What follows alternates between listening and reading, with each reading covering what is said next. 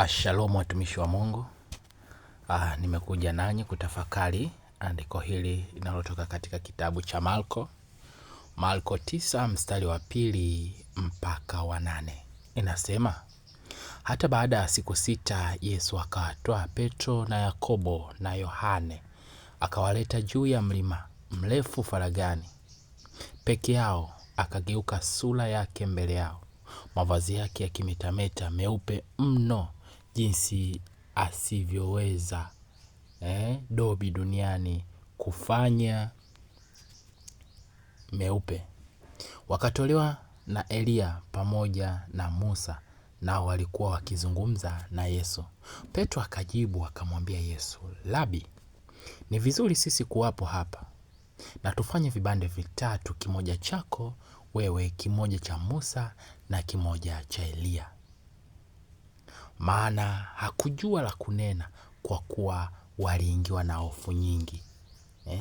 Kisha likatokea wingu likawatia uvuli, sauti katoka katika lile wingu, huyu ni mwanangu mpendwa wangu, msikieni yeye. Mara hiyo walipotazama huku na huku, hawakuona mtu pamoja nao ila Yesu peke yao. Amen. Lengo langu ndugu zangu kutafakari huu mstari. Kwa nini nimeamua kutafakari nanyi? Kwanza kabisa lazima tutambue Petro na Yakobo na Yohana, lakini katika kuomba Yesu alitokewa na Elia na Musa. Lakini ukumbuke Elia na Musa huwa walikuwa ni watu wa thamani sana. Yaani ni watu ambao kwenye agano lao walikuwa katika nafasi kubwa kwa Mungu. Unaelewa? Lakini Petro akaona kama vile wanaweza wakawa katika sehemu moja kati ya wale watatu. Ndio maana akamwambia Yesu, kwani tusijenge vibanda hapa? Kimoja chako, kimoja cha Elia, kimoja cha Musa. Kujenga vibanda kuna ashiria nini? Kuna uwezekano ni hali ya kuweka mazingira ya kumwenzi mtu fulani, ambao Kristo na mwenyewe alitaka kumwenzi, Musa na mwenyewe alitaka kumwenzi, naye alitaka kumwenzi. Lakini Mungu alifahamu akili yao. Sasa huu mstari upo hadi leo katika madini dhehebu.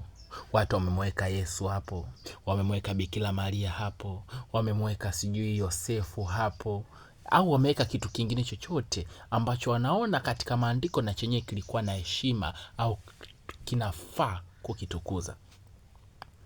Lakini wakati wanazungumza vile, sauti katokea ni ya Mungu mwenyewe. Amina, Mungu mwenyewe. Akawaambia, msikilizeni, huyu ni mwanangu mpendwa.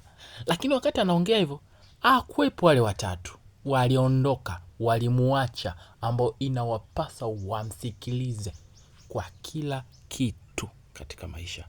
Alibaki Kristo peke yake. Kristo peke yake ndio wa kuombwa.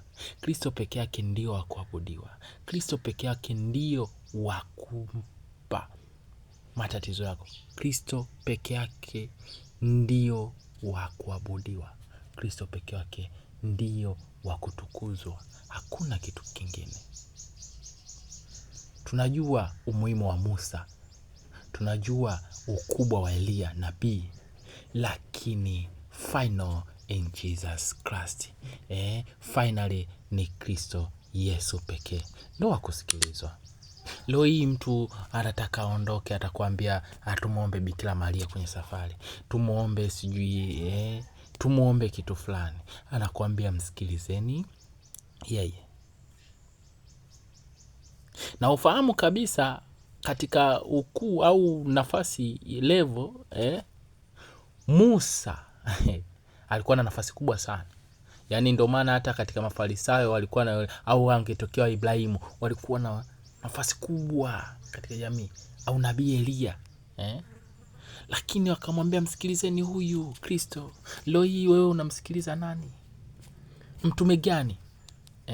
Sasa hapa mimi sizungumzii kidini wala sitaki kutafakari kidini. Huu ujumbe ni wa kila mtu. Wewe ndugu yangu, unamsikiliza nani? Unamsikiliza mtume gani? Mungu mwenyewe kakwambia msikilize mwanangu mpendwa Kristo Yesu. Je, wewe unamsikiliza nani? Tafakari. Hapa sizungumzii dini wala sizungumzii katika ile hali ya kimadhehebu, au sizungumzii sijui katika hali ya madhehebu ambao watu wanakuambia kuna Elia atakuja. Mungu mwenyewe amesema msikilizeni Kristo. Kwa hiyo kila anachosema Kristo ndicho kinachotupasa tukifuate. Msitari huwa ni mzuri sana sana sana sana sana sana. Kwa hofu ya watu walitaka wawatukuze wote kwa pamoja wajenge kibanda, lakini leo tunaona tunajenga kibanda, mwingine wameweka sanamu la Yesu, wameweka sijui Maria, wameweka sijui Yosefu. Hakuna. Lakini kumbuka pia kipindi hichi kilikuwa ni bado la Agano Jipya kabla Kristo hajafa. Kwa hiyo sasa hivi hakuna haja ya kuweka kitu badala ya kitu, bali ni imani katika Kristo. Amekufa, amefufuka, umemwamini kupitia Kristo. Hakuna haja ya kuweka kitu ili kisimame badala ya Kristo, bali ni imani.